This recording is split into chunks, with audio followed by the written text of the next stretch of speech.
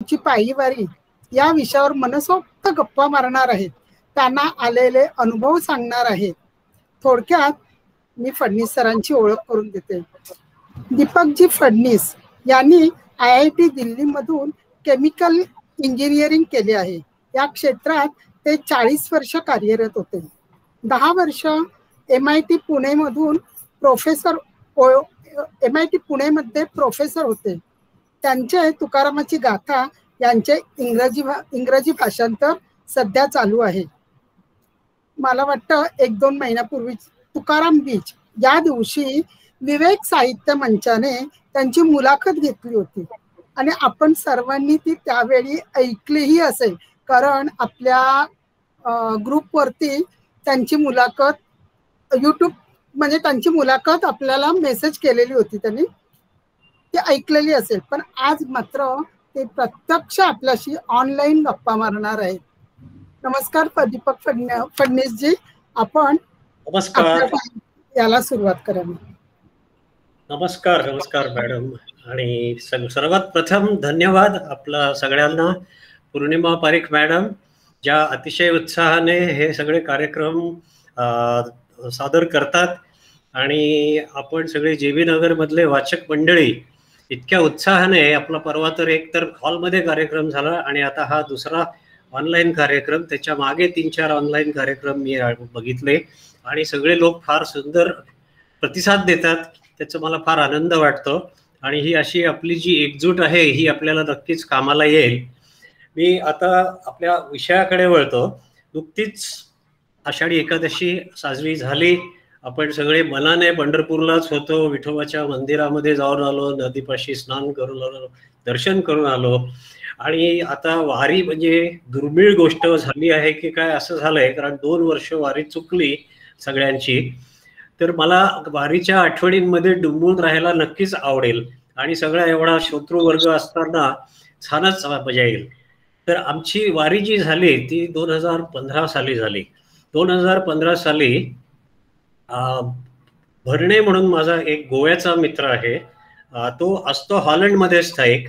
तो आणि त्याची बायको ते वारीला यायला तयार झाले आणि नायक आणि मिसेस नायक म्हणून त्यांचे 3 मित्र ते पण याचा तयार झाले. ते 4 जण आणि मी 5वा, असे आम्ही 5 जण वारीसाठी तयार झालो.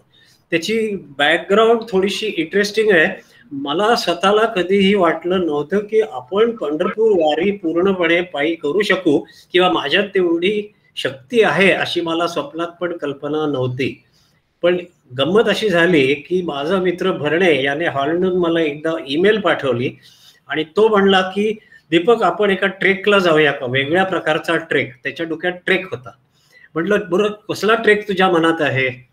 तर तो म्हणला की आपण पंढरपूरला ट्रेकिंग करायचं. आणि ते कसं करायचं की सकाळी 4 तास चालायचं, मग दुपारी एखाद्या हॉटेलमध्ये चेक इन करायचं, तिथे जेवायचं, झोपायचं, मग संध्याकाळी परत 4 तास चालायचं. असं करत करत आपण चालत पंढरपूरला जाऊया का. मला आयडिया तर खूपच आवडली. म्हटलं अरे वा, चांगलंय की पंढरपूर वारीच होऊन जाईल. पण मग तेव्हा असं वाटलं की असं करण्यापेक्षा मग पंढरपूर वारीमध्ये वाजत गाजत देवाचं नाव घेत नाचत तसं जाण्यात जी मजा येईल ती आम्ही 5 जण अशी नुसती गेलो तर ती मजा येणार नाही. मग मी त्याला म्हटलं, मी बोलून गेलो, मी म्हटलं अरे असं जाण्यापेक्षा आपण वारी बरोबर जाऊया. तर तो आधी तयारच नव्हता वारी बरोबर यायला. त्याला वाटलं की पावसामुळे फार त्रास होईल, घसरडं असतं, झोपायची सोय नाही, टॉयलेटची सोय नाही, त्याच्यामुळे त्याचं नाही चाललं होतं. मग ते वर्ष म्हणजे 2014चं वर्ष तसंच गेलं. वारी निघून गेली, आम्ही काही वारीला गेलो नाही. पण दुसऱ्या वर्षी परत त्याचा ईमेल आला फेब्रुवारी-मार्च मध्ये आणि भरणे म्हणला की दीपक मी तू सांगितलंस त्याच्यावरती विचार केला की ठीक आहे आपण पंढरपूरलाच जाणार आहे, देवाच्या दर्शनालाच जाणार आहे, तर आपण वारी बरोबरच जाऊया. वाजत गाजत नाचत देवाचं नाव घेत जायची माझी तयारी आहे. आता माझ्या समोर खरी पंचायत उभी राहिली, कारण मी त्याला नुसतं म्हणून गेलो होतो की जाऊया आणि माझी मानसिक तयारी अशीच होती की एक सकाळी 4 तास चालू शकायचं आपलं, संध्याकाळी 4 तास ऊन नसताना हे प्रत्यक्ष वारीमध्ये आणि दिंडीमध्ये आणि तिथले वारीची टॉयलेट्स वगैरे हे करत करत जायचं. म्हणजे मला खरं म्हणजे थोडा वेळ धडकी भरली. पण आता मी त्याला शब्द दिला होता, मी त्याला म्हटलं होतं तू चलशील तर मी येणार, त्यामुळे मला आता मागे सरता येतं. म्हणजे ही गंमत बघा, पांडुरंगांची इच्छा अशी होती की मला बरोबर माझ्या मित्राच्या थ्रू वारीला खेचून पंढरपूरला घेऊन यायचं. मग मी तर हो म्हटलं, चल म्हटलं आता मी गेलो. पहिले वारी करायची म्हणजे कशी करायची, तर आमची तुकाराम पादुका मंदिर पुणे तिथले एक पूजेकरी आहेत आणि ते मला म्हणले की वारी करायची म्हणजे तुम्ही अशा दिंडीत जा की ज्या दिंडीचं जेवण तुम्हाला पचेल. कारण तुमचं पोट ठीक असलं तर तुम्ही पंढरपूरपर्यंत पोहोचा, पोट ठीक नसलं तर माणूस परत येईल. तर तेवढे तुमच्या पद्धतीचं जेवण असतं, कमी तिखट, आमटी वगैरे तुम्हाला सगळं मिळेल, लोणची वगैरे सगळं मिळेल. म्हणे आमच्या बरोबर येऊ नका, आमच्या बरोबर आलात तर तुम्हाला शेताच्या बाजूला दगडापाशी उभं राहायचं, 5 मिनिटं उभं राहायचं, हातामध्ये भाकरी चटणी घ्यायची, झुणका घ्यायचा, तिखट तिखट ते खाऊन 5 मिनिटात परत पुढे निघायला लागायचं. असं तुम्हाला चालणार आहे का? म्हटलं नाही रे बाबा, असलं जेवण काय आम्हाला चालणार नाही. मग ते म्हणले की तुम्ही रामचंद्र देखणेंच्या दिंडीबरोबर जा. डॉक्टर रामचंद्र देखणे म्हणजे अतिशय मोठी असामी, खूप पंडित माणूस, PhD केली आहे त्यांनी एकनाथ महाराजांच्या भारुडांवर. पुण्यामध्ये सतत त्यांची कुठे ना कुठे भाषणं होत असतात, कीर्तनं होत असतात आणि गेली 25-30 वर्ष ते सलग दिंडी घेऊन जातात पंढरपूरला. मग आता सगळी चौकशी सुरू झाली, देखण्यांच्या घरी गेलो. तिथे त्यांच्या बहीण माई गटणे त्यांनी आम्हाला लिस्ट दिली की ह्या वस्तू तुम्हाला वारीसाठी एकत्र करून बरोबर आणायला लागतात. त्याच्यासाठी एक वळकटी तयार करायला लागते. वळकटीची त्यांनी साधारण कल्पना दिली की ही वळकटी तुमचं सामान त्याच्यात घालायचं. वळकटीच्या डायमेन्शन्स दिल्या, दिंडी मुक्काम कुठे कुठे होणार त्याचा कागद दिला. मग त्या दिंडी मुक्कामाप्रमाणे आपण म्हणे रात्री मुक्काम करणार, दुसऱ्या दिवशी चालत जाणार. आणि मग त्यांनी वारीची पद्धत सगळी समजावून सांगितली. आणि त्याच्यात गंमत म्हणजे ते म्हणे की आपल्याला झोपायला नशिबाने आपल्याकडे छप्पर आहे, बाकीच्या दिंड्यांना छप्पर मिळत नाही. कारण आम्ही म्हणे आमच्या अनेक वर्षांच्या ओळखीने शाळा बुक करतो सगळ्या गावांमध्ये आणि आम्हाला शाळेचे हॉल मिळतात. त्या शाळेच्या हॉलमध्ये म्हणजे वरून रात्री पाऊस पडला तरी तुम्ही झोपू शकाल. इतर वारकरी तंबूमध्ये झोपतात. तंबूमध्ये झोपणाऱ्यांना जर रात्री पाऊस आला तर दुसरा काहीही उपाय नसतो. ते तिथल्या तिथे रात्री मग 2, 2:30, 3, 3:30 जे काय वाजले असतील उठतात, तंबू गुंडाळतात, सामान घेतात आणि पुढच्या मुक्कामाला रामकृष्ण हरी चालायला सुरुवात. पण आमचं तसं नव्हतं, आमची लक्झरी दिंडी होती आणि आमच्या दिंडीसाठी जेवण म्हणजे आम्हाला स्टीलचा डब्बा आणायला सांगितला होता आणि त्या स्टीलच्या डब्यामध्ये गरम गरम भाजी देणार म्हणे सकाळी 5 वाजता आणि पोळ्यांचा रोल आणि लोणचं. तर आणि सकाळी 5 वाजता आम्हाला खायला नाश्ता मिळणार आणि संध्याकाळी दिंडी मुक्कामाला गेल्यावर चहा मिळणार आणि रात्रीचं जेवण आणि झोपण्याची व्यवस्था दिंडीची आणि तुमचं सामान नेण्याची व्यवस्था ही दिंडी चालकांची असते. आता हे रामचंद्र देखणे हे एक दिंडी चालक, असे 300-400 पेक्षा जास्ती दिंडी चालक वारीमध्ये असतात आणि सहसा लोक कुठल्या ना कुठल्या दिंडीतून वारीला जातात. दिंडीतून जाण्याचा फायदा हा की आता तुमचं सामान जे आहे ते दिंडीच्या ट्रकमध्ये आपण टाकतो. दिंडीच्या ट्रकला त्यांच्याबरोबर एक पाण्याचा टँकर पण असतो. मग ते पाणी तुम्हाला मुक्कामाला गेलात की आंघोळीला, टॉयलेटला वगैरे ते दिंडीचं पाणी वापरायला मिळतं आणि दिंडीच्या बरोबर जाण्याचे असे अनेक फायदे आहेत. हे जेवण, मुख्य जेवणाची सोय दिंडीवाले करतात. तर आम्ही मग सगळ्यांचे पैसे भरले दिंडीचे आणि वळकटी बनवायला सुरुवात केली. आता वारीसाठी वळकटी जी बनवायची ती साधारण त्यांनी आम्हाला कल्पना दिली होती. आमचे बांद्रे महाराज आहेत ते मंदिरातले, तुकाराम पादुका मंदिरातले, त्यांनी त्याचं सगळं सांगितलं. एक होल्डॉल, पूर्वी आपलं प्रवासाचं होल्डॉल जे असायचं त्या होल्डॉल प्रमाणे अशी टर्पॉलिन घेऊन त्याच्यातून ते कापून शिवून होल्डॉल बनवायचं. त्याला हवं तर झिप लावा, हवं तर दोरीची गाठ लावा आणि ते होल्डॉलमध्ये तुमचं सगळं सामान, कुर्ते पायजमे, स्वच्छ पांढरे कुर्ते पायजमे, टूथपेस्ट, टूथब्रश वगैरे, कपडे, काय खायचं प्यायचं असेल, काही स्नॅक्सचे पदार्थ, औषधं, टॉवेल, पंचा, छत्री, हे सगळं घ्यायचं. आणि एक खांद्याला एक बॅग असते तुमच्या, त्या खांद्याची जी बॅग आहे त्या बॅगमध्ये तुम्हाला फार महत्वाचं म्हणजे पादत्राणांचा एक एक्स्ट्रा जोड. तुमच्या पायात एक पादत्राण आणि बॅगेमध्ये एक पादत्राण पाहिजे, कारण ते पायातलं तुटलं तर बॅगेतलं काढून घालता आलं पाहिजे. आम्हाला त्याचा खूप फायदा झाला, कारण ते एक पादत्राण तुम्ही सारखं वापरलं की साधारण 4-5 तासाने कुठल्या तरी एका स्पॉटला घासायला लागतं आणि तिथून कदाचित रक्त यायला लागतं, कधी फोड यायला लागतो, दुखायला लागतं. तर ते तसं होऊ नये म्हणून आम्ही काय करायचो, 4 तास झाले, साधारण 4-5 तास झाले की बदलायचं. मग आधी चप्पल, मग सँडल, मग सँडल, मग चप्पल, असं ऑल्टरनेट करत गेलं. त्याच्यामुळे पायाला फोड येण्याचं प्रमाण कमी झालं. तो एक फायदा झाला. मग आता दिंडीला रजिस्टर केलं मी भरण्यासाठी. हॉलंडच्या माझ्या मित्रासाठी बनवली, त्याची वळकटी बनवली, त्याच्या बायकोसाठी वळकटी बनवली. मग नंतर मग आम्ही स्वतःला एक डिसिप्लिन चालू करून घेतला की वारीसाठी प्रॅक्टिस. कसची प्रॅक्टिस? तर त्यांनी आम्हाला देखणे महाराजांची जी बहीण आहे माई गटणे, त्यांनी सांगितलं होतं हॉलमध्ये झोपायला जागा कमी असते, त्याच्यामुळे प्रत्येकाला तुमची जी वळकटी असेल ती फक्त 2.5 फूट रुंद पाहिजे, त्याच्या पलीकडे रुंदी चालणार नाही. म्हणजे याचा अर्थ असा की प्रत्येक माणसाला झोपायला 6x2.5 जागा मिळणार, त्याच्यापेक्षा जास्ती जागा मिळणार नाही. सगळे एकमेकांना इतके चिकटून झोपणार तिथे. तर 6x2.5च्या जागेमध्ये झोपायची प्रॅक्टिस. म्हणून मग मी 2 महिने आधी फरशीवरती झोपायला सुरुवात केली आणि वारीमध्ये जी वळकटी माझ्याकडे असेल त्या वळकटीवरती झोपायची सुरुवात केली. की आपलं एक हे घ्यायचं, एक ब्लँकेट ठेवायचं, एक त्याच्यावर चादर ठेवायची आणि आपली जी शोल्डर बॅग आहे ती शोल्डर बॅग उशीला घ्यायची आणि अशा रीतीने झोपायची प्रॅक्टिस केली. आणि चालायची प्रॅक्टिस, मला काही चालण्याची सवय नव्हती म्हणून मी चालायची जी प्रॅक्टिस केली ती बागेत जाऊन केली. पुण्याला चित्तरंजन वाटिकेमध्ये तिथे आम्ही जायचो आणि 4 किलोमीटर चालायचं, साधारण 1 तास, आणि संध्याकाळी जाऊन परत 4 किलोमीटर चालायचं, कधी कधी 8 किलोमीटर चालायचं.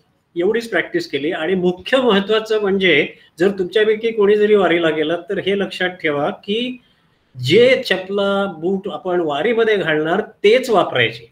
म्हणजे ते वापरून ते रनिंग मध्ये आले की तुम्हाला नंतर वारीमध्ये त्याचा त्रास होणार नाही. मग हे अशी प्रॅक्टिस केली. आणि मग वारीच्या दिवशी मग आम्ही प्रत्यक्षात निघालो आणि आम्ही त्यानंतर सकाळी पहाटे 5-5:30 वाजता आप्पा बळवंत चौकामध्ये रामचंद्र देखणे यांच्या ठिकाणी जाऊन पोहोचलो. आणि तिथे सगळे जवळजवळ 180-160-170 वारकरी रामचंद्र देखणेंच्या दिंडीचे एकत्र जमले होते. ऍक्च्युली ही दिंडी जी आहे ती दुसऱ्या दिंडीला जॉईन झालेली होती. त्या दिंडीचं नाव होतं शेडगे दिंडी म्हणून, ज्ञानेश्वर महाराज दिंडी, आणि तिला शेडगे दिंडी म्हणायचे. आणि त्या दिंडीमध्ये रामचंद्र देखणेंची दिंडी ही सामील होती. दिंडीचं चालणं जे असतं ते जरा वेगळं असतं, थोड्या वेळात आपण ते समजावून घेऊ. पण वारीमध्ये जे लोक चालतात त्याचे 2 गट असतात. एक म्हणजे दिंडीच्या फॉर्मेशन मध्ये जाणारे आणि दुसरा गट जो असतो तो दिंडीच्या त्या बाजूनं जाणारे. तर बाजूला जाणारे म्हणजे जी असते ती गर्दी असते आणि त्यांना कुठले नियम लागू होत नाही. पण दिंडीमध्ये जे वारकरी चालतात त्यांना खूप कडक नियम लागू होतात. ते हैबतराव बाबांनी केलेले नियम आहेत आणि त्या नियमाप्रमाणे कधी ते अतिशय फास्ट चालतात, कधी ते स्लो चालतात. त्या दिंडीच्या नियमांप्रमाणे त्यांना थांबायला लागतं. माऊलींचा जेव्हा मुक्काम असेल तिथे त्या मुक्कामाला ते थांबतात. तर त्यांचा डिसिप्लिन असतो, त्याच्यात इतर लोकांना चालणं अवघड असतं. परंपरागत वारकरी जे आहे ते सगळे व्यवस्थित त्या दिंडीतून चालू शकतात. आम्ही एक 10-15 मिनिटं दिंडीत चालायचा प्रयत्न केला पण ते काय फार जमण्यासारखं नव्हतं. आम्ही आपले बाजूबाजूनं चालायचो. आपलं ज्ञानोबा माऊली तुकाराम, ज्ञानोबा माऊली तुकाराम. दिंडी सुरू झाली, इतकी गर्दी, इतकी अफाट गर्दी. पुण्यातून बाहेर निघायला हडपसर साईडला जाईपर्यंत चेंगराचेंगरी, धक्का बुक्की, आणि असं करत करत पहिल्यांदा जेव्हा बाहेर पोहोचलो, जेव्हा जवळजवळ हडपसरच्या तिथे आलो तेव्हा पहिली लक्षात आली, बायोलॉजिकल ब्रेक कुठे घ्यायचा. अजून आम्ही शहर सोडलं नव्हतं, बाजूला जंगल नव्हतं आणि इथे सगळे माल आणि IT माल आणि बिल्डिंग होत्या. आणि आमचं तर ठीक आहे पुरुषांचं, पण बायका मंडळी पण होत्या. मग शेवटी आम्ही एका ठिकाणी जाऊन चौकशी केली आणि तिथे एका कुठल्या कंपनीच्या ऑफिसमध्ये तिथे बायोलॉजिकल ब्रेक घ्यायला आम्हाला चान्स मिळाला. तर आता ही वारी, माझी अशी कल्पना आहे की आता मी तुम्हाला पहिले एक प्रेझेंटेशन दाखवतो. कारण मग वारी म्हणजे खूप रंगतदार गंमतशीर हे आहे. त्याचे माझ्याकडे अनेक फोटो आहेत. ते पॉवर पॉइंट मी एक सांगतो आणि त्यानंतर मग आपण परत पुढचं निवेदन कंटिन्यू करू. त्याच्या सहित आपलं विनोद चालू होईल.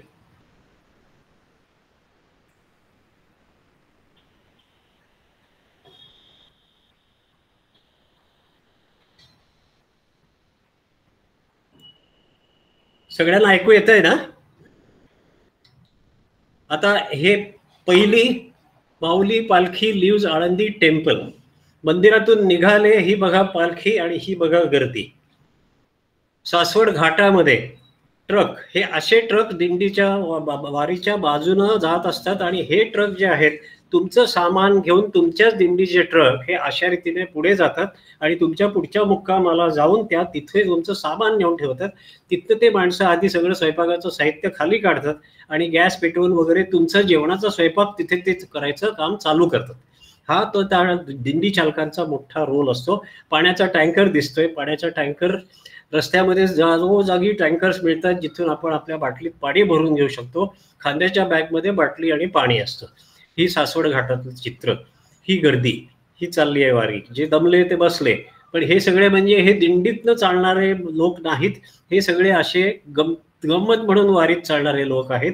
जे इकडे भगवे पताका घेऊन चालले त्यातले बहुतेक लाईन मध्ये जाणारे जे लोक आहेत ते दिंडीतले लोक आहेत.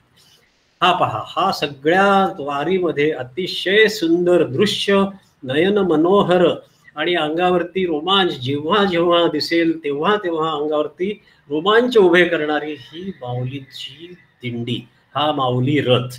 त्या माऊली रथाचे बैल बघा किती सुंदर, त्यांची ती सजावट आणि माऊलीच्या रथाचं फुलांची सजावट. माऊली रथ म्हणजे कुठे दिसला की ताबडतोब आमचे श्रमपरिहार व्हायचा आणि अक्षरशः सांगतो की आमच्या अंगात एक नवं चैतन्य संचारायचं. हा पहा अजून एक फोटो माऊलींच्या रथाचा. हे बैल किती सुरेख बैल आहेत बघा.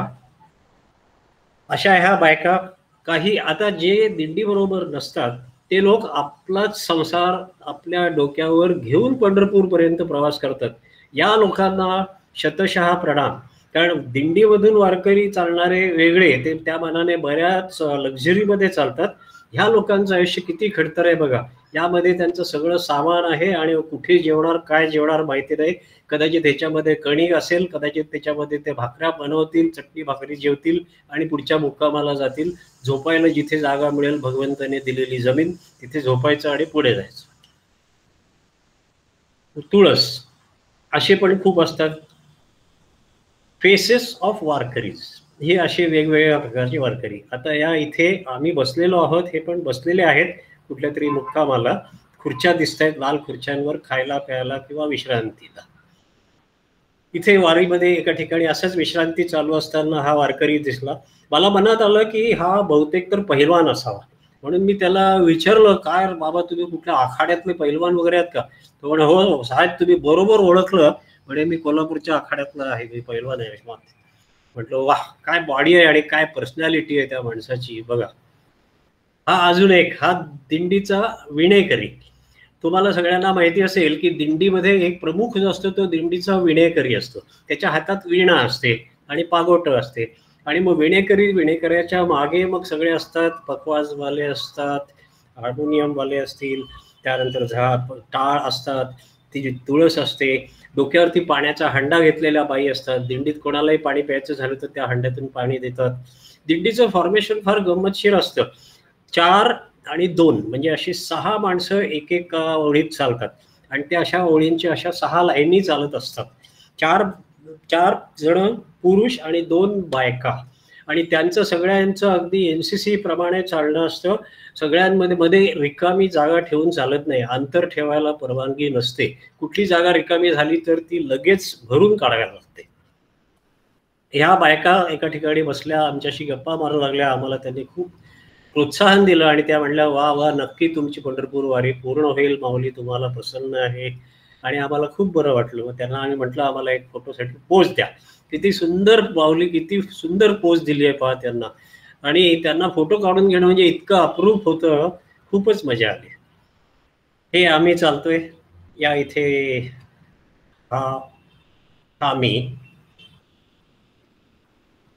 हा माझा मित्र हॉलंडचा गुरुनाथ भरणे आणि ही त्याची मिसेस सीमा भरणे. हा सासवडचा घाट चढत असतानाचा फोटो आहे.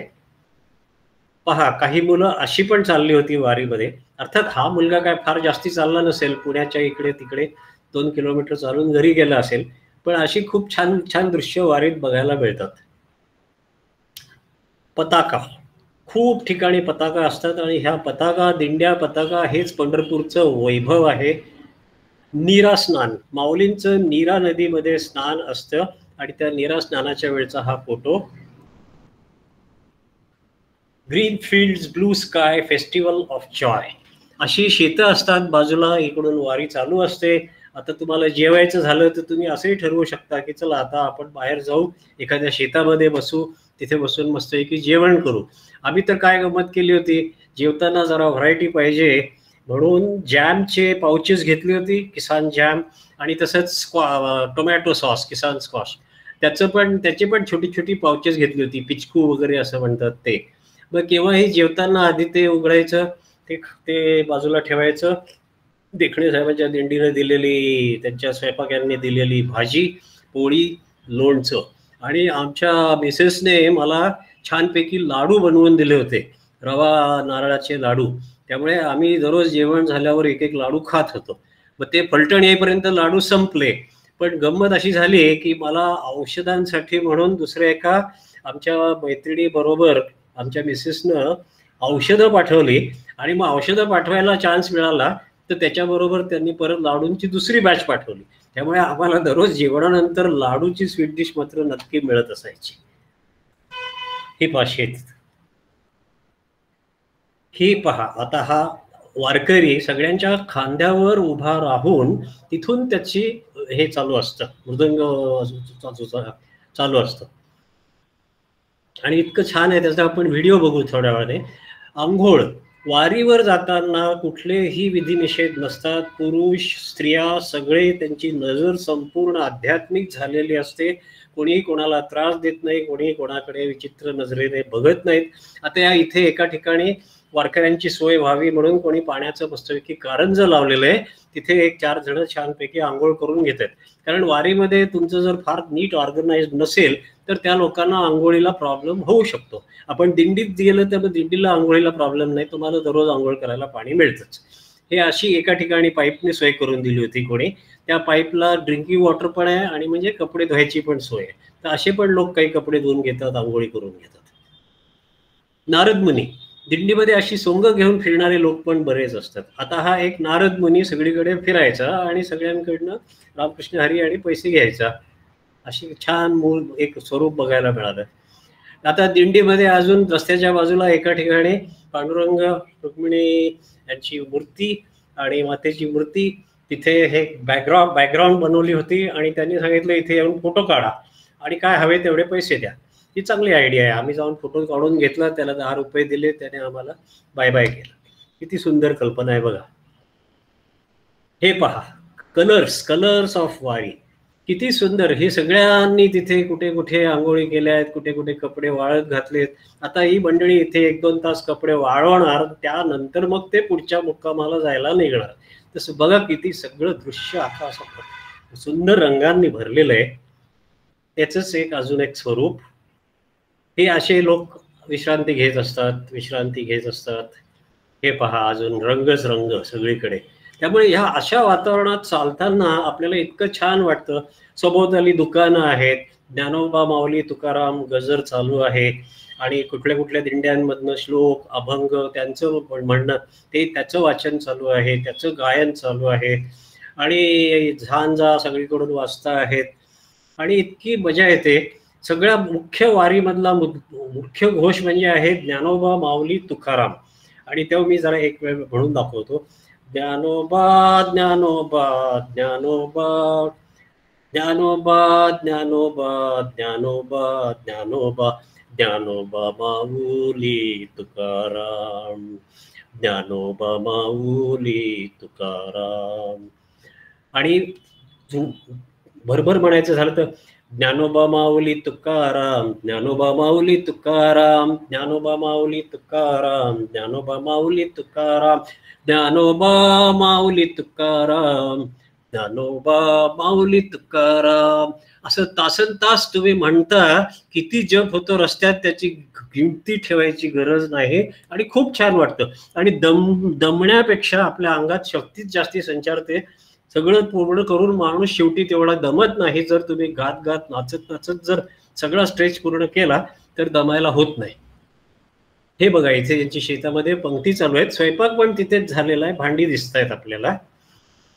जेवण आम्ही काय करायचो, दुपारी 12-12:30ला उन्हं फार तापायची. मग उन्हं फार तापली की कुठेतरी ओसरी घ्यायची बाजूला असलेल्या कुठल्या बंगल्यांमध्ये वगैरे, आणि त्यांना विचारायचं. सगळे त्यांना माहितीच असायचं, सगळे लोक येऊन तिकडे जेवायचे.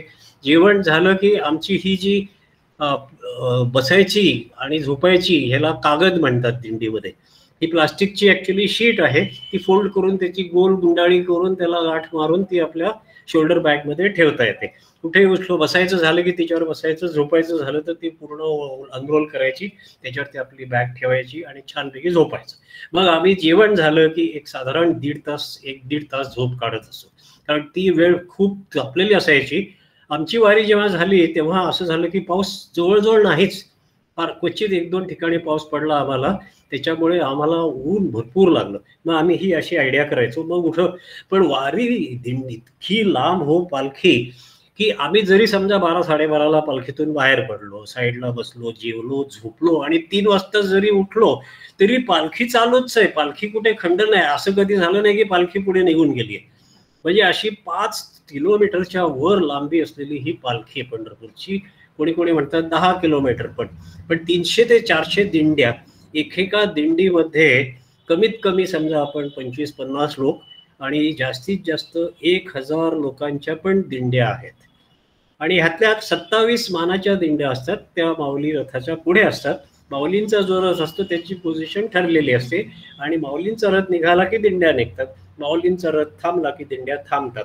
हे असे त्यांचे नियम आहेत. आणि दुपारी विश्रांती असते, सकाळी आणि दुपारी माऊलींची विश्रांती असते, 15 मिनिटाची विश्रांती असते. तर हे दिंडीचं डिसिप्लिन आपण पुढे त्याचे हे बघूया थोडंसं. मग हे असं विश्रांती करून झाली की तिथून उठून मग हातपाय धुवायचे आणि पाणी वगैरे पिऊन निघायचं. रस्त्यामध्ये एका स्ट्रेचमध्ये डोंबाऱ्याचा खेळ, त्यांना पण इथेच पैसे कमवायचं साधन असतं, ते पण तिथे येऊन डोंबाऱ्याचे खेळ चालू करतात, तिथे पैसे मिळवतात. दिंडीमध्ये जेवण कसं असते हो, ते जेवणाचं म्हणजे असं, आता आमची ही शाळा आम्हाला मिळालेली आहे, मग या इथे आमच्या दिंडीतल्या लोकांनी ज्या स्वयंपाकांनी केलेला स्वयंपाक तो तिथे वाढणारे लोक असतात. दिंडीतल्या बायकांना वाढायची गरज नसते. प्रथम पुरुष जेवतात, मग नंतर बायका जेवतात, आणि त्यांची पंगत ही ही हे जे आहे हे दिवसाचं जेवण आहे. रात्रीचं जेवण, दिवसाचं जेवण फार क्वचित तुम्हाला क्लोज्ड हॉलमध्ये मिळेल. दिवसाची जेवण ही साधारणतः आपली वारीमध्येच असतात, रस्त्यातच असतात. पण हे अशा रीतीने जेवणाची व्यवस्था असते. आता हे बघा, रात्रीचं जेवण हे दिंडीतली मुक्कामाचं जेवण. कुठेही शाळेच्या पाशी लाईट वगैरे गेले की पहिले की आमचा शंतनू म्हणून माई घटनेंचा मुलगा होता, म्हणजे is one of the organisers. Shantanu पटकन जाऊन कुठून कुठून इलेक्ट्रिकल कनेक्शन घेऊन यायचा. तुम्हाला आश्चर्य वाटेल, काही काही ठिकाणी त्याला 1-1 किलोमीटर दुरून वायर खेचायला लागलेली आहे लाईट्स घेण्यासाठी. एवढी मेहनत सगळे ते लोक करतात आणि आपल्यासाठी वारी सुखकारी करून देतात. मग अशी लाईट लावली, त्या कमी प्रकाशामध्ये ताटं वाढायची आणि जेवून घ्यायचं, आपली आपली ताटं आपण धुवायची, असा डिसिप्लिन असतो. आणि हे बघा झोपण्याचं दृश्य. असे म्हणूनच 2.5 फुटाची तुम्हाला जागा मिळते, 2.5 फुटाच्या वर जागा नाही. हरिपाठ, दिंडीतून संध्याकाळी चालत पोचले तर दमलेलो असलो, थोडा वेळ विश्रांती घ्यायची, चहा प्यायचा, आणि मग संध्याकाळी सगळे एकत्र बसून हरिपाठ करतात. आणि खरी गंमत ही आहे की या हरिपाठानं तुमची सगळी शक्ती परत येते.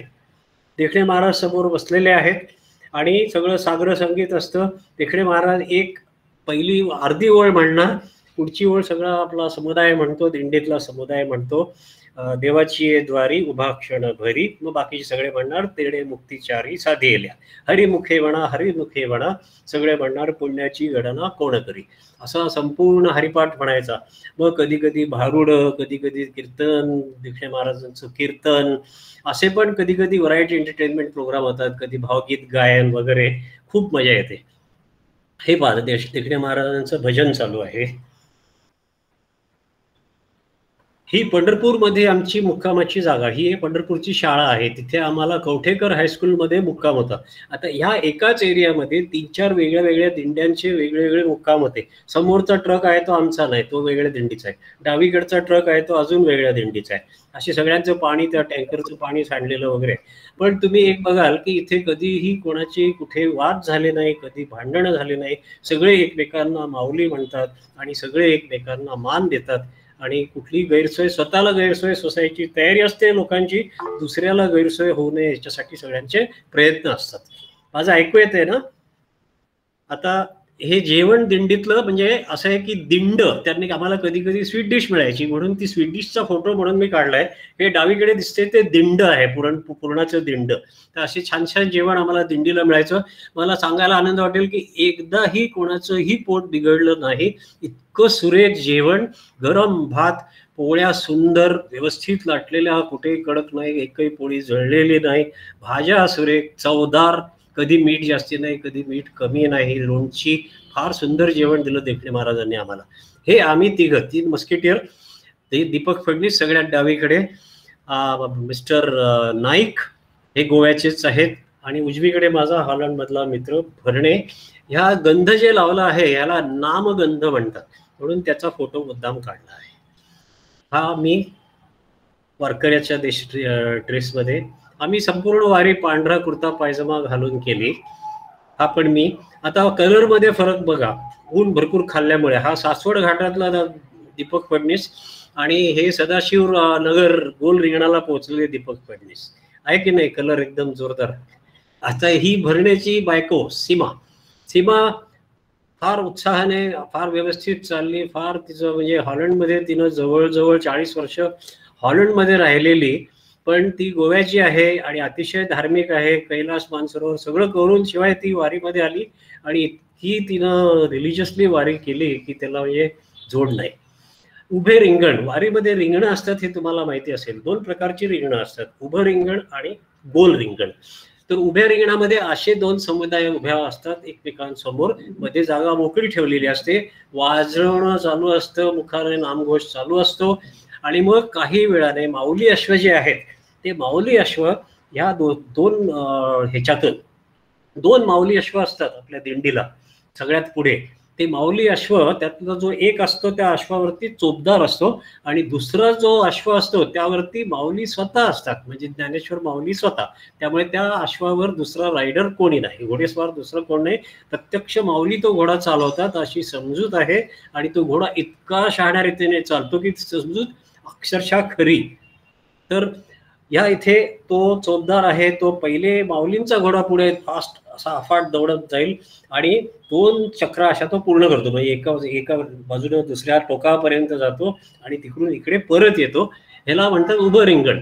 पण हा सेरेमनी त्याचं बिल्डअप होऊन त्याचं हे होईपर्यंत, सगळं पूर्ण होईपर्यंत 2-2 तासाचा वेळ जातो आणि खूप लोक जमतात आणि खूप मजा करतात.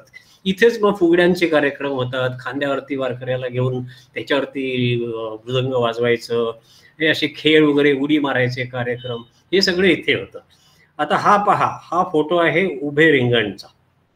हा चाललाय, ही माऊली, हा माऊलींचा अश्व आहे. या अश्वावरती बसली आहे माऊली. तो इतका डिसिप्लिन मध्ये पळतो आणि इतका अफाट पळतो, इतक्या वेगाने पळतो, आसपासच्या एकाही माणसाला कुठेही स्पर्श पण होत नाही. त्या वारकऱ्याला, त्या अश्वाला काही करायला लागत नाही, त्याला फक्त त्याचा स्वतःचा अश्व कंट्रोल करायचा असतो. हा पहा, हा तो माऊली अश्व. इतके गोड आहेत हे माऊली अश्व, सो लवली, सो लव्हेबल. आणि ते वाचकत नाहीत, त्यांना सवय असते. लोक त्यांच्या कपाळाला हात लावतात, अंगाला हात लावतात, नमस्कार करतात, कोणी डोक्याला डोकं लावतात, नमस्कार करतात. त्यांना त्याची सवय असते. त्यांच्या डोळ्यातून प्रेम प्रेम प्रेम वाहत असते. तुम्ही बघा, तुम्हाला तरी दिसेलच. हा पहा, हा एक माऊली अश्वाचा फोटो.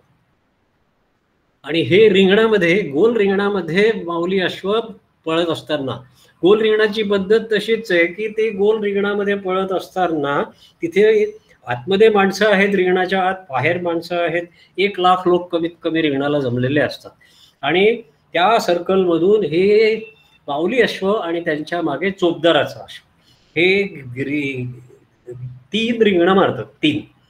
आणि ती त्या रिंगणाने म्हणजे माऊलींनी रिंगणं मारली की माऊलींच्या अश्वाच्या पायात दळी असलेली धूळ, त्या धुळीला आपण मस्तकी लावून आपण स्वतः पवित्र व्हायचं. म्हणून मग रिंगण संपलं की सगळे वारकरी मध्ये येतात आणि ती धूळ आपल्या कपाळाला लावतात आणि पवित्र होतात. हे त्या रिंगणाचं बिल्डअप दृश्य चालू आहे. असे 3-3 तास इथे असं उभं राहायला लागतं आणि मग ते रिंगण चालू होतं. खूप वेळ वाट पाहायला लागते आणि मग ते रिंगण चालू होतं. हे सदाशिवनगरचं रिंगण. सदाशिवनगरचं रिंगण. माऊलींची छत्री दिसते पहा, माऊलींच्या पादुका, ही पहा पालखी, हे गोल पिवळी फुलं दिसत आहेत ती आहे माऊलींची पालखी आणि इथे माऊलींच्या पालखीची छत्री आहे. तर ह्या इकडे तिथे त्यांचा तो गोल आहे आणि ही बाहेरची माणसं वाट पाहतात. हे आता खुडूस फाट्याला पण गोल रिंगण होतं म्हणून त्याचा एक फोटो. आता आपल्याला रस्त्याच्या बाजूचं आपण कल्पना करूया की आपण रस्त्यानं चाललो आहोत तर आपलं चालणं इतकं मनोरंजक असतं की रस्त्याच्या बाजूला असे सगळे स्टॉल्स दिसत असतात. आता हा बघा, इथे एक जिलेबी, शेव, गाठी असा एक स्टॉल, तिथे मग लोक घेऊन विकत घेत असतात, पुडी बांधून घेतात, पुढे बाजूला बसून खातात. हे इथे फरसाण, भेळ, बटाटे वडे, या इकडे परत भजीवाले, या इथे परत तसंच. आता पहा हा सीन कसा दिसतो, एखादी चौपाटीला गर्दी जमली की काय असं वाटेल. त्या फरसाणाच्या मोठमोठ्या पिशव्या बघा, मोठमोठे बॅरल्स बघा, हे सगळं त्यांना एक दिवसात संपतं. आणि गंमत म्हणजे हे की हीच दुकानं पुढच्या मुक्कामाला ते घेऊन जातात. या सगळ्यांकडे आपापले टेम्पो असतात. आता समजा तुम्ही निघालात फलटणवरून तरडगावला, तर फलटण ते तरडगाव ते हे सगळे स्टॉल्स मांडणार सकाळी जाऊन आणि मग तिथून वारी जाणार. मग तरडगावला वारी पोहोचली की मग हे रात्रीच्या संध्याकाळच्या आणि याच्यात हे लोक पुढच्या मुक्कामाला जाऊन तिथे परत दुकानं सेटअप करतात. अशा रीतीने दुकानदारांची पण पंढरपूर वारी पूर्ण होते आणि म्हणजे त्यांना त्यांचं जिन्नस वारीत विकायला 15, 17, 18 दिवसांचा अवधी मिळतो. हे एक मी इतर ठिकाणी कधीही बघितलं नाही. का बघितलं नाही ते मलाच आश्चर्य वाटते. रामफळ पण वारीमध्ये अनेक ठिकाणी दिसलं, कारण अर्थात तोच माणूस अनेक वेळा दिसला असेल. पण ही रामफळाचं मोठं हे आहे आणि ह्याची स्लाइस कापून देतात. थोडंसं चीज सारखं लागेल म्हणा, थोडंसं फणसासारखं लागेल म्हणा, आंबट असतं. पण आम्ही पहिल्यांदा टेस्ट केलं रामफळ.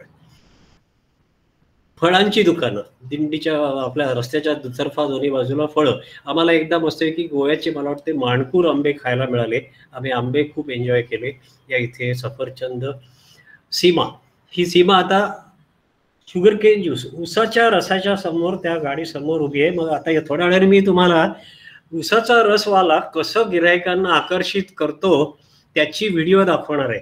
त्यांचं बोलणं खूप गमतशीर असतं आणि लाऊडस्पीकरवर लावलेली टेप ते जोरजोरात चालवत असतात आणि चालणाऱ्यांना आकर्षित करून उसाचा रस घ्यायला आमंत्रण देत असतात.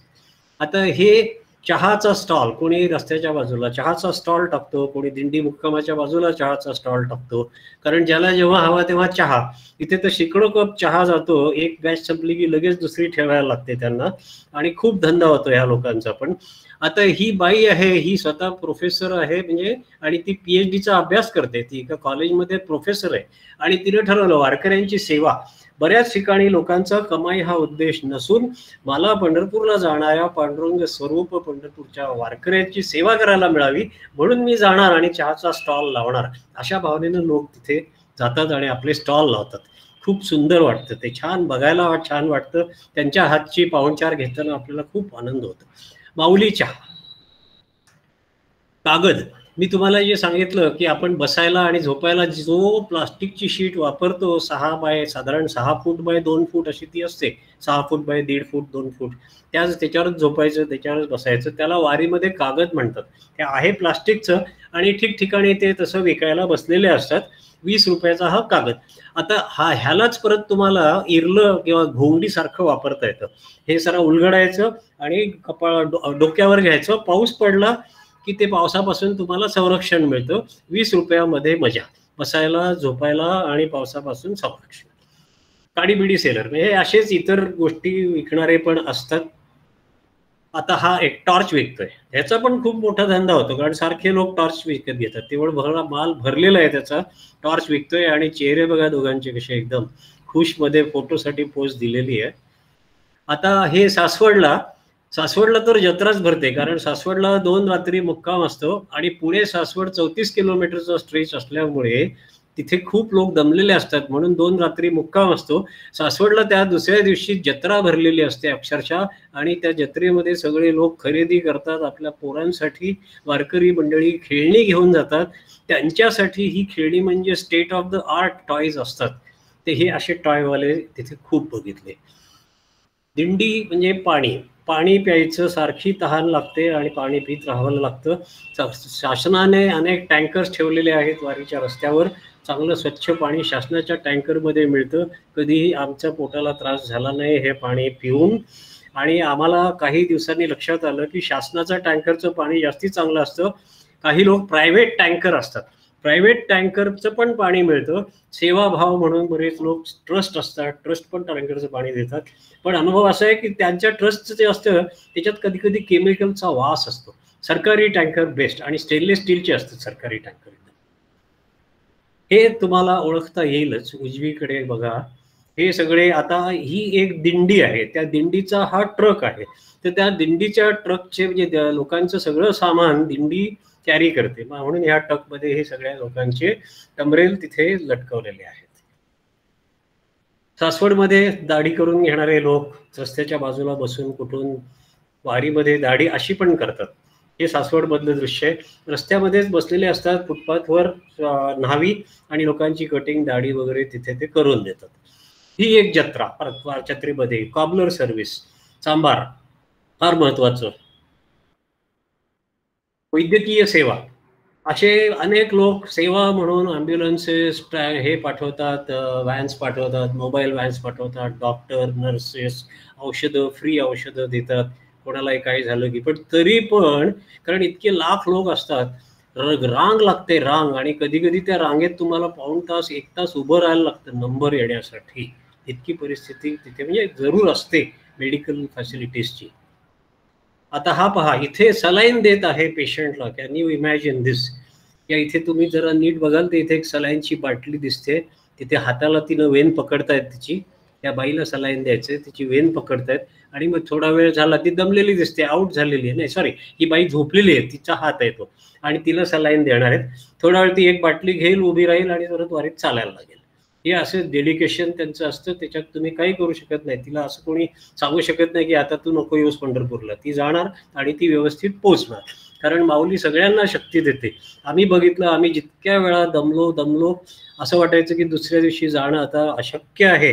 पण त्या परिस्थितीमध्ये पहाटे 3:30 आणि 4ला जेव्हा आपण उठतो तेव्हा असे पाय फुरफुरत असतात, सगळं शरीर फ्रेश झालेलं असतं, आणि आपल्यालाच आश्चर्य वाटतं की अरे काल संध्याकाळी आपण इतके दमलो होतो आणि आता आपली एकदम पूर्ण 20-25 किलोमीटर चालायची तयारी आहे, एवढं बळ अंगात आलं कुठून? तर हीच गंमत आहे. माऊली सगळ्यांना रात्री सगळ्यांच्या बॅटऱ्या रिचार्ज करून देते.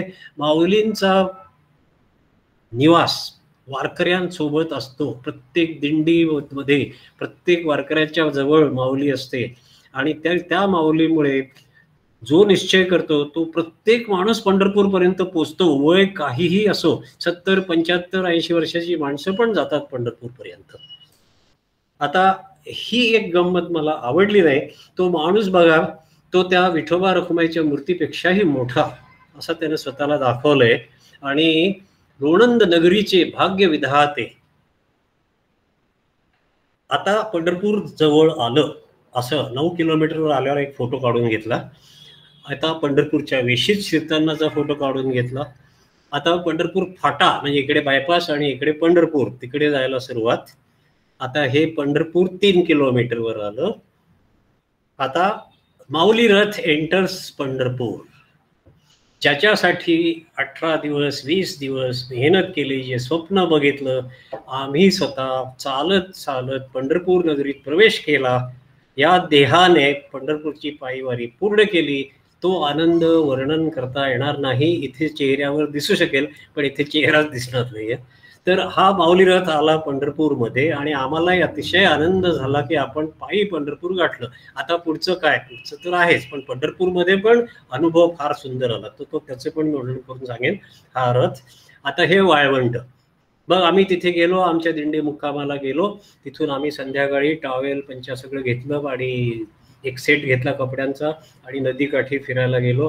तिथे मग एक जरा परत अंघोळच करून टाकली. तो चतुर्दशीचा दिवस नव्हता, तो एकादशी नाही, तो दशमीचा दिवस होता. आम्ही एक दिवस आधी मुक्कामाला पोहोचलो होतो. आदल्या दिवशीची पण अंघोळ केली आणि परत तिथे मंदिरापाशी गेलो. मंदिरापाशी जाऊन बाहेरून नमस्कार केला, प्रदक्षिणा घातली, दर्शन घेतलं आणि आमच्या दिंडीमध्ये परत आलो. सगळं गाव भरलेलं होतं, कुठेही गाड्यांना जागा नाही, ट्रॅफिक नाही. सगळी माणसं, दिंड्या, पताका आणि अशी भगवा ध्वज आणि सगळीकडे रामकृष्ण हरी आणि माऊली माऊली माऊली आणि भजनं, कीर्तनं. असं वाटत होतं की एका सुंदर कुठल्या तरी स्वप्न नगरीत आलोय, जिथे जहा गम भी न आसू भी न हो, बस प्यार ही प्यार पले. अशा राज्यामध्ये आम्ही गेलो, तिथेच राहावं असं वाटत होतं, तिथून परत येऊ नये अशी परिस्थिती होती.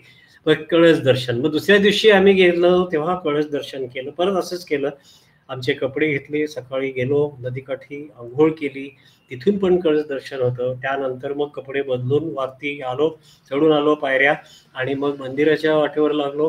तिथे कळस दर्शन घेतलं, प्रदक्षिणा घातली आणि प्रदक्षिणा घातल्यावरती कळस दर्शन झाल्यावर पंढरपुरी वारी ही तुमची शास्त्रोक्त पद्धतीने पूर्ण झाली. मंदिरामध्ये आत जायची गरज नसते. सगळ्या ह्याच्यामध्ये लिहिलेलं आहे, कीर्तनामध्ये पण लिहिलेलं आहे, दर्शन हेळा मात्रे तया होय मुक्ती. त्या दिवशी मंदिरात जायची गरज नसते. आषाढी एकादशी, कार्तिकी एकादशीच्या दिवशी जो कळसाचं दर्शन घेईल त्याला देखील पांडुरंग मुक्ती देतात. ती तुमची वारी सुफळ संपूर्ण झाली. ती अशा रीतीने आमची वारी पूर्ण झाली आणि त्याचा तो हा अनुभव, फारच सुंदर अनुभव मला, मी आता हा चित्ररूपात प्रगट केलेला आहे. आता आपण परत येऊया दृश्य रूपामध्ये.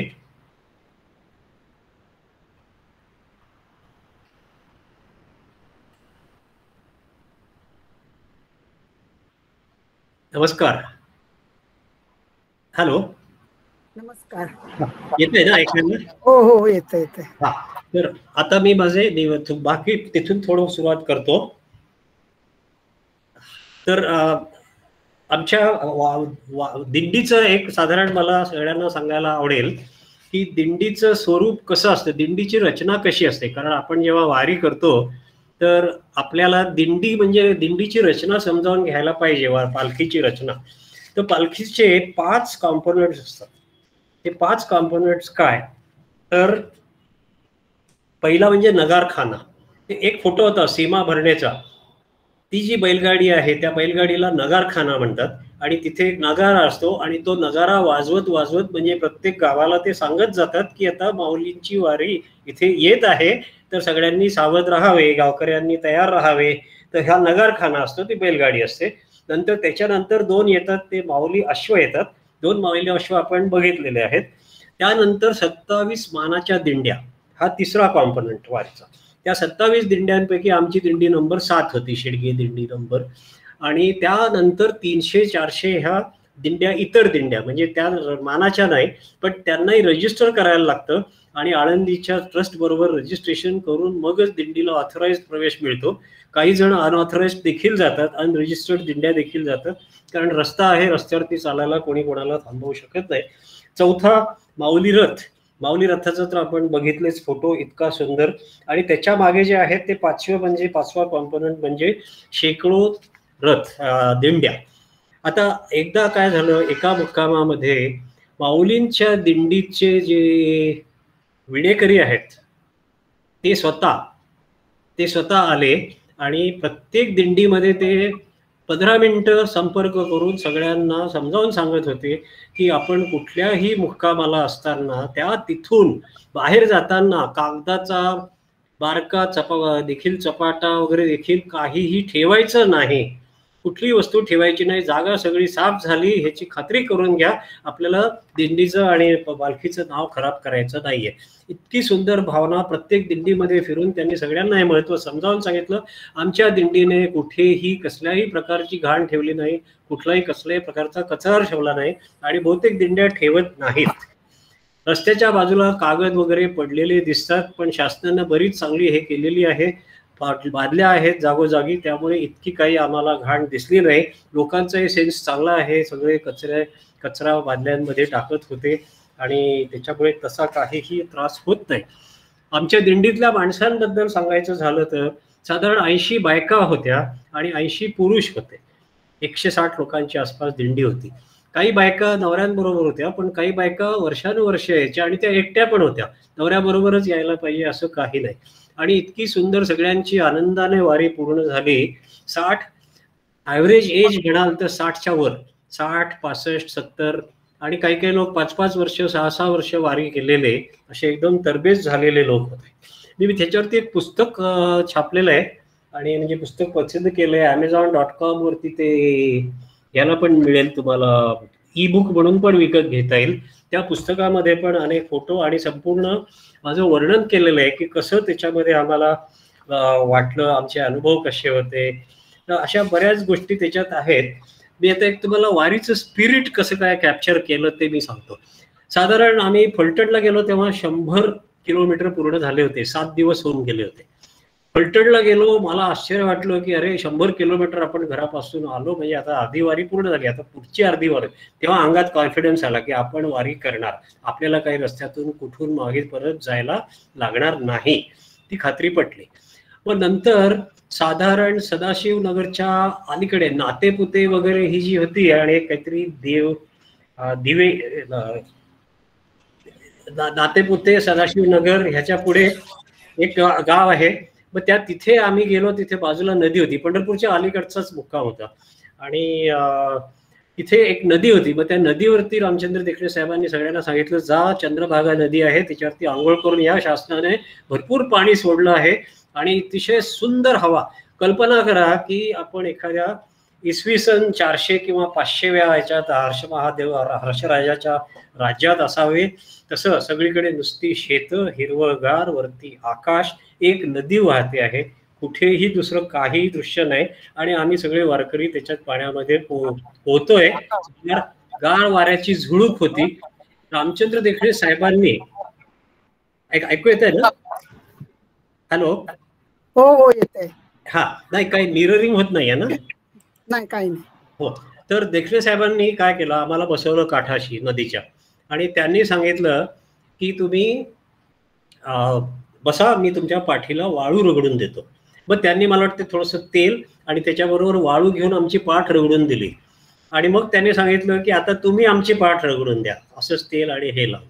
आणि म्हणे त्याच्या मागची भावना त्यांनी समजावून सांगितली की तुमच्यातला पांडुरंग, त्याची मी सेवा करणार, पाठ रगडून तुम्हाला आंघोळीला तुम्हाला हे करणार आणि तुम्ही माझी पाठ रगडणार, माझ्यातला पांडुरंग बघून तुम्ही माझी सेवा करायची. असं हे अखंड आपण आयुष्यभर एकमेकांची सेवा करत राहूया, असं हे व्रत आहे वारकऱ्याचं.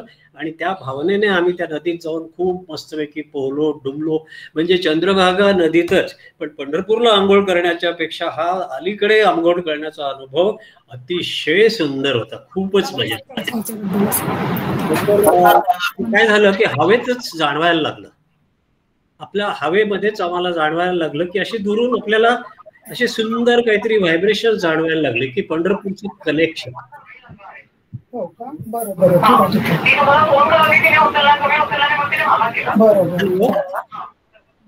हॅलो हॅलो हॅलो, हा, कंटिन्यू करू ना? कंटिन्यू, हो कंटिन्यू करा. हो हो, कंटिन्यू करा प्लीज. बाकीच्यांना म्यूट वर टाकून द्या.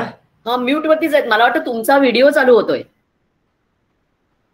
तुमच्या इथूनच येतोय काहीतरी. हा, तुमच्या इथूनच मला वाटतं डिस्टर्बन्स.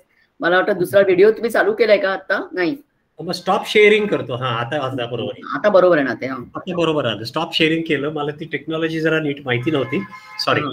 हा, तर अशी आम्हाला अशी हवेतच असं जाणवायला लागलं, एक सुंदर वातावरण निर्मिती, व्हायब्रेशन्स अशा अंगाला कारण नसताना आनंदाचा स्पर्श, अशा आनंदाच्या लहरी स्पर्श करून जायच्या. जसं आपण समजा भीमसेनचं गाणं ऐकतो, डोळे मिटून त्यांनी छान ताना घेतात भीमसेन आणि आपल्या नुसत्या आनंदाच्या लहरी अंगात येतात, काही कारण नसताना. म्हणजे जो म्हणतात निर्विकल्पाचा जो आनंद आहे की काही कारण नसताना मिळणारा, मनाच्या मनातून आपण प्रगट होणारा आनंद, त्या आनंदाचा अनुभव यायला लागला. आणि अशा रीतीने आम्ही पंढरपूरला गेलो. इतकं सुंदर वाटलं. वारीचा अनुभव हा सगळ्यांनी घेण्यासारखा आहे. आता एक शेवटची 2-4 मिनिटं माझ्या पुस्तकातून अजून काही सांगण्यासाठी राहिलंय का बघतो, नंतर आपण 5-10 मिनिटं प्रश्नोत्तर घेऊया. तर हे स्पिरिट ऑफ वारीचं झालं. त्याच्यानंतर पंढरपूर हे त्या दिवशी कसं दिसत होतं, तर जे म्हणतात की भूलोकी वैकुंठ, तर खरी परिस्थिती पंढरपूरची त्या दिवशी तशी असते की तिथे जिथे पाहू तिथे फक्त वारकरी, फक्त देवाचं नाव, फक्त पांडुरंग आणि ज्ञानोबा माऊली, तुकाराम, सगळे संत, संतांच्या दिंड्या. त्यामुळे हाच पृथ्वीवरील वैकुंठ, हाडामासाच्या देहाला मिळणारा वैकुंठ तो हाच. वैकुंठात प्रत्यक्षात जाता जो कोण जाईल तो हाडामासांच्या देहासहित जाणार नाही, तो वैकुंठ वेगळा. पण इथे तुकाराम महाराजांनी सांगितल्याप्रमाणे मला तो मोक्ष नको, मला तो वैकुंठ नको, मी या इथे असा जन्मजन्मी मला पंढरीची वारी मिळू दे अशी प्रार्थना करणारे हजारो लाखो वारकरी आहेत.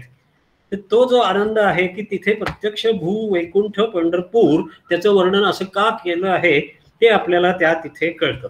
आणि आता तुम्हाला अजून खरी शेवटची एक मजा सांगायची म्हणजे तिथून आमची वारी पूर्ण झाली, जेवण झालं, आमच्या दिंडीमध्ये सत्यनारायणाची पूजा झाली, पांडुरंगांची पूजा झाली, दिंडीच्या पांडुरंगाची पूजा झाली, जेवण झालं. मग देखणे साहेब म्हणले आता तुम्ही जाऊ शकता मुक्कामी परत.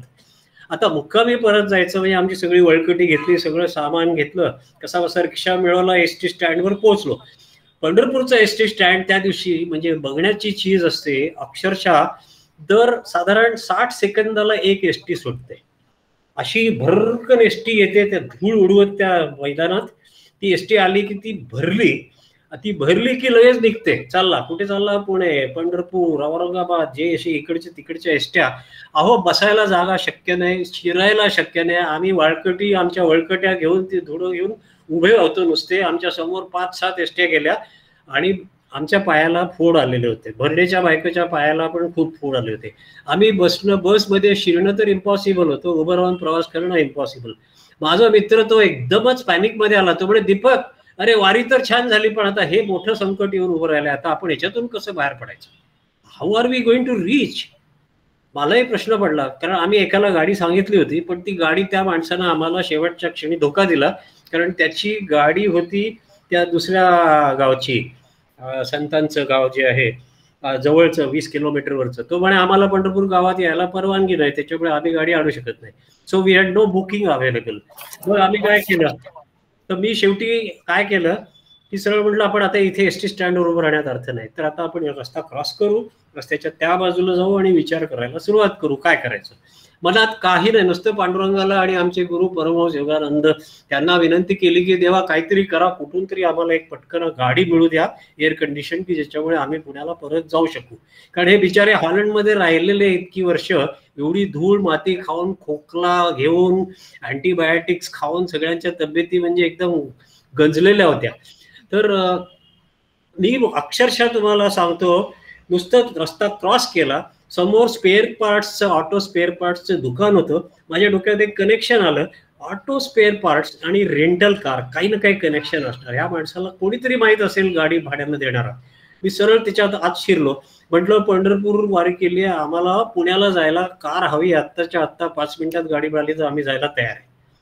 Can you believe it? तिथे तो माणूस म्हणला गाडी तुम्हाला हवी आहे, 5 मिनिटात गाडी येईल, चालेल? म्हटलं अहो आम्हाला तेच हवंय. ते म्हणे का आजच सकाळीच आलेली आहे गाडी आमची मुंबईवरून, तो ड्रायव्हर जेवायला गेलाय, मी त्याला फोन करतो, 5 मिनिटात तो येईल आणि तुम्हाला घेऊन जाईल, एसी गाडी, एवढे एवढे पैसे. It was impossible to believe. मी भरणेला सांगितलं, त्याच्या बायकोला सांगितलं, ते सगळे आनंदात. आणि अक्षरशः 5 मिनिटात एसी गाडी तिथे येऊन उभी राहिली. ती धूळ आणि ते एसटीचं ते भयानक स्वरूप, त्याच्यातून आम्ही सटकलो, गाडीत बसलो आणि एसी गाडीतून झापकन निघालो. असे डोळे बंद केले, सीटा अशा आडव्या पाडून की वा, म्हटलं पांडुरंगांनी इथे दाखवून दिली प्रत्यक्ष प्रेझेन्स, की नुसतं म्हटलं की मला गाडी द्या देवा, हे देवाने 5 मिनिटाच्या आत गाडी समोर आणून दिली. हे असे चमत्कार वारीमध्ये घडतात. अजून एक असाच चमत्कार घडला होता प्रवासाच्या वेळेला. माझं पाण्याची बाटली संपली होती, पडली कुठेतरी, पडून गेली रिकामी असल्यामुळे. तर मी माझ्या मित्राला सांगत होतो, अरे माझी पाण्याची बाटली गेली, आता मला पाण्याची बाटली कुठेतरी घ्यायला लागेल. त्या क्षणी दुसरा एक माणूस बाजूने चालला होता, त्याच्याकडे एक एक्स्ट्रा रिकामी पाण्याची बाटली होती. माझ्या हातात नुसती बाटली त्याने ठेवली आणि पुढे निघून गेला, बोलला पण नाही. माझं वाक्य पूर्ण व्हायच्या आत पांडुरंगांनी माझ्या हातात पाण्याची बाटली दिली होती. हे असे एक एक गोष्टी वारीच्या ह्याच्यात घडतात. आता अजून अजून सगळ्यात शेवटची गंमत म्हणजे आता आम्ही पोहोचलो पुण्याला पुण्याला आलो, आमच्या मिसेसनं सगळं एक आमची तर छान सरबराई करून दिली होती, तयारी छान करून दिली होती, त्याच्यामुळे वारी सुरेख झाली. कम्युनिकेशन आमचं मोबाईलवरनं चालू असायचं, त्यामुळे तिला सगळं माहिती आहे कोण कुठे किती वाजता येत आहेत. मग आम्हाला तिनं ओवाळलं दरवाजापाशी, आम्ही आतमध्ये गेलो. मग दुसऱ्या दिवशी आईला आणायला आम्ही बहिणीकडे गेलो. आमची आई होती बहिणीकडे. आता बहिणीकडे आईला आणायला म्हणून गेलो, स्वप्नशिल्प सोसायटी पुणे. आत गेलो, बैल वाजवली, बहीण तिथे हॉलमध्येच, आपली आई आणि बहीण ते हॉलमध्येच बसले होते. तर मी समोर आईपाशी गेलो, तर आई काय म्हणली असेल कल्पना करा. आई म्हणली, आला पांडुरंग आला पंढरपूरवरून. मला कळेना हिनं असं का म्हणावा, विठ्ठल आला, विठ्ठल आला, विठ्ठलच आला. आणि तिच्या चेहऱ्यावर असे अगदी काहीतरी भांबावलेले भाव होते. मग मी बसलो, तिला नमस्कार केला वगैरे सगळं झालं. आणि मग मी तिला म्हटलं, असं काय म्हटलीस? ती म्हणे, नाही मला तू दिसला ना तर असं मला वाटलं तो पंढरपूरचा विठोबाच आपल्या घरामध्ये चालत आलाय. आणि तुम्हाला सगळ्यांना, मला म्हणजे अक्षरशः म्हणजे हे कुठल्या अनेक जन्मींचं काहीतरी आनंद देऊन गेलं. कारण असं म्हणतात पंढरपूरला जो जाऊन येतो तो विठ्ठल स्वरूप होतो, आणि त्या जाऊन आलेल्या माणसाचे चरण लोक धरतात की त्याचं अर्ध पुण्य त्याला मिळतं. वारी केल्याचं पुण्य त्या माणसाला नमस्कार केल्यामुळे तुम्हाला मिळतं.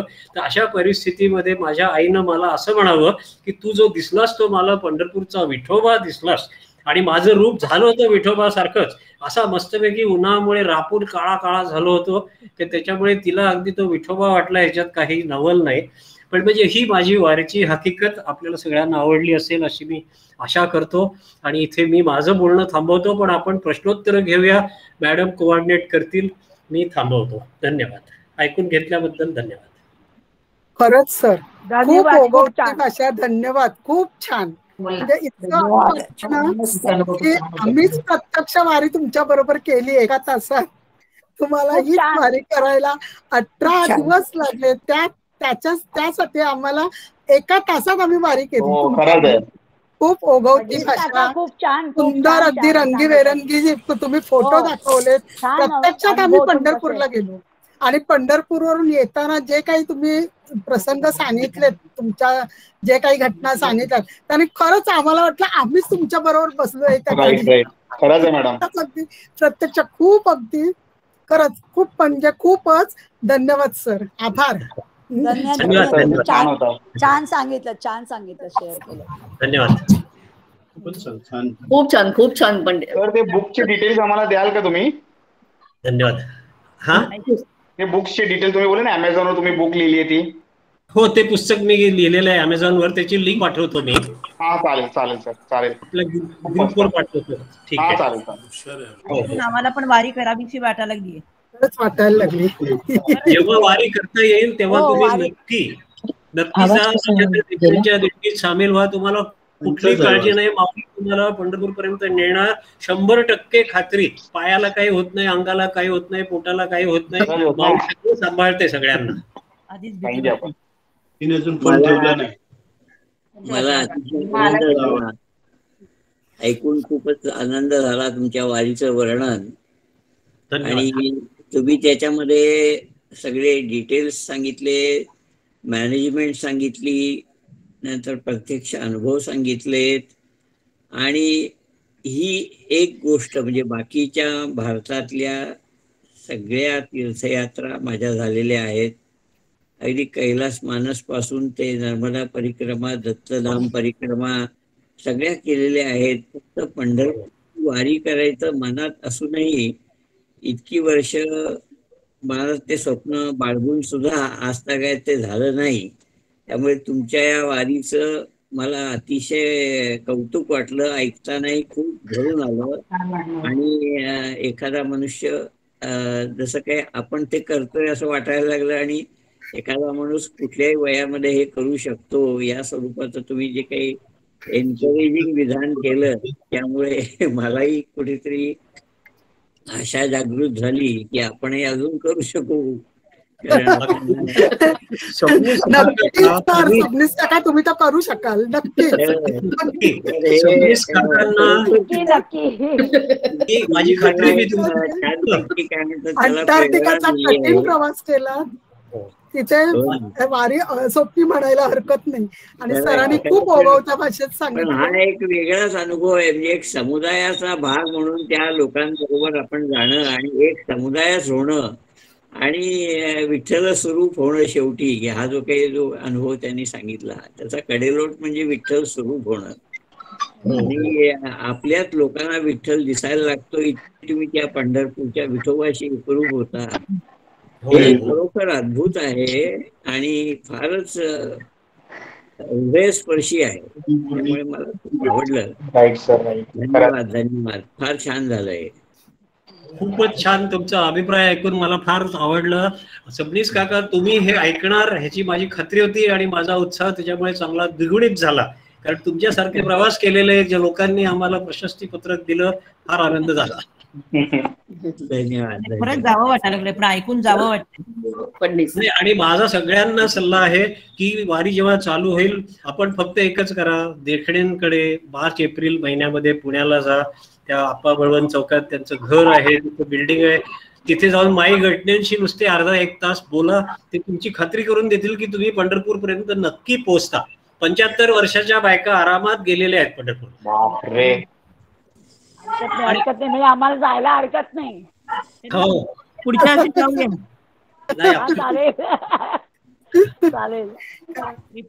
त्याच्या आधी चालण्याची प्रॅक्टिस करायला पाहिजे. अरे जास्त नाही केली तरी चालते, जास्त नाही केली तरी चालते. हा, कैलास मानसला जायच्या आधी तुम्ही जी प्रॅक्टिस सांगितलं तर त्या तिथे सुद्धा आपल्याला दिवसाला साधारण कैलास परिक्रमा करताना 18-19 किलोमीटर आणि ते सुद्धा अतिशय रेरिफाईड ऑक्सिजनचा पुरवठा कमी असतो. त्या वातावरणामध्ये तुम्हाला चालावं लागतं आणि म्हणून मी ते बूट घालून, जे बर्फातच वापरायचे असतात ते बूट घालून मी अंधेरीमध्ये रोजचं 7-8 किलोमीटर त्यावेळेला चालत होतो. आणि 2 महिने प्रॅक्टिस केल्यानंतर मग आम्हाला कैलास परिक्रमा करायला त्रास झाला नव्हता. तर ते आठवलं मला की या वारीत सुद्धा इतकं चालणं हा जो रोजचा अनुभव आहे. शेवटी तुमच्या पायाला फोड वगैरे आले, पण तुम्ही एवढं निभावून नेलं आणि ते पांडुरंगाच्या कृपेने शेवटपर्यंत तुम्ही चालू शकलात. हा एक मोठा आहे. कारण शेवटी आमचा चालण्याचा स्पीड असा झाला होता की आम्ही 1 तासाला 1 किलोमीटर जात होतो. 1 तासाला 1 किलोमीटर, इतकं स्लो झालो होतो. पण तरी सुद्धा ध्येय गाठलं तुम्ही आणि ध्येय गाठलं, खरोखरच चांगलं आहे ना. हो, स्पीड काही असो, शेवटी मुक्कामाला पोहोचणं, ध्येयापर्यंत जाणं महत्वाचं आहे. ते महत्वाचं आहे. हो हो, निश्चय महत्वाचा, निश्चय होता ना तसा.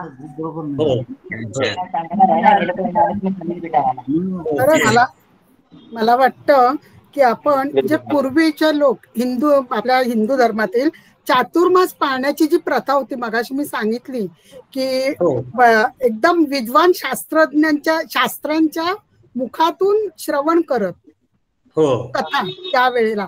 खरंच मला असं वाटायला लागलं की आपण पण सर्वांनी सरांच्या मुखातून अगदी प्रत्यक्ष वारी त्यांनी मुखोद्गत आपण ऐकली आणि खरंच मला वाटलं की पूर्वीची जी प्रथा आपण 21व्या शतकात या आगळ्या वेगळ्या पद्धतीने पार पाडली असं म्हणायला हरकत नाही, नाही का? हो हो, विठ्ठलाच्या मुखातून विठ्ठल वारी ऐकली, व्हर्च्युअल वारी झाली. आणि माझा उद्देश पुस्तक छापण्यामागे हाच उद्देश होता की पंढरपूर वारी म्हणजे काय हे आपल्या महाराष्ट्रातल्या लोकांना थोडंफार तरी माहिती आहे, पण महाराष्ट्राच्या बाहेर कोणाला नीट माहिती नाही. भारताच्या बाहेर तर ह्या वारीचं शास्त्रशुद्ध ज्ञान कोणालाच नाही की इंग्रजीमध्ये पुस्तक लिहायचं आणि ते अमेझॉनवर पब्लिश करायचं की जगाला सगळ्यांना कळलं पाहिजे की वारी म्हणजे काय, तिच्या मागची भावना काय, तिचं स्ट्रक्चर काय, तिचा इतिहास काय, हे सगळं मी मुद्दाम त्याच्यामुळे पुस्तक छापलं. 1 तासामध्ये आम्हाला पंढरपूरचं दर्शन तुम्ही घडवून आणलं आणि खरोखर सगळं वातावरण पंढरमय झालं, पांडुरंगमय झालं वातावरण. आणि खरोखर ते आगळा वेगळा अनुभव आम्हाला घेता आला आणि तेही आषाढी एकादशीच्या नंतर लगेच अनुभव मिळाला. धन्यवाद सर, खूप छान. धन्यवाद धन्यवाद. खूप छान प्रेझेंटेशन सर, खूप छान. पण तुम्ही slide खूप छान केल्या होत्या. दर्शन मिळू शकलं का विठोबाच्या मूर्तीचं? आज देवळामध्ये प्रवेश झाला का?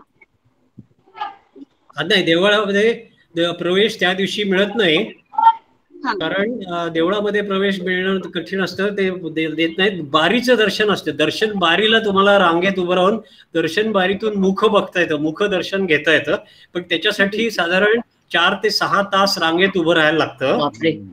तर आम्ही काही गेलो नाही. माझा मित्र गेला, भरणे गेला मुखदर्शन घ्यायला, पण मी पंढरपूरला अनेक वेळा पांडुरंगांच्या चरणी जाऊन आलेलो असल्यामुळे मी म्हंटल की आपण फक्त कळसाचं फक्त कळस दर्शन झालं. ओके ओके, बरं, थँक्यू.